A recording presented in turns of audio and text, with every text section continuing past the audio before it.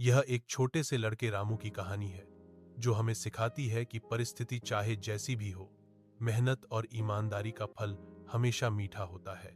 नन्हे कदम बड़ी उड़ान। एक छोटे से गांव में रामू नाम का एक लड़का रहता था।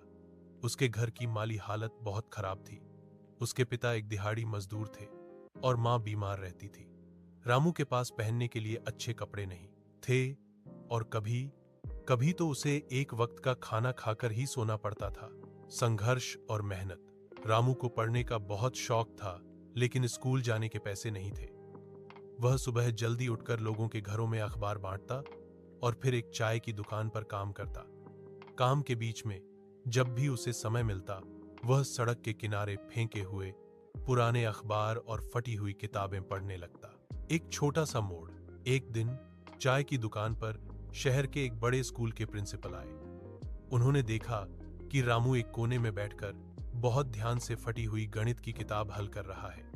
उसकी लगन देखकर प्रिंसिपल साहब दंग रह गए। उन्होंने रामू से कुछ सवाल पूछे, जिनका रामू ने बड़ी निडरता और सही जवाब दिया। बदलाव की शुरुआत। प्रिंसिपल साहब रामू की बुद्धिमानी से इतने प्रभावित हुए कि उन्होंने उसका दाखिला अपने स्कूल में मुफ्त में करवा दिया। रामू ने दिन रात एक कर दी।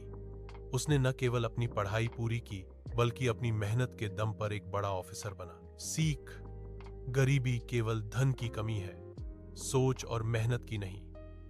अगर आपके पास कुछ कर गुजरने का जज्बा है, तो दुनिया की कोई भी ताकत आपको सफल होने से नहीं रोक सकती।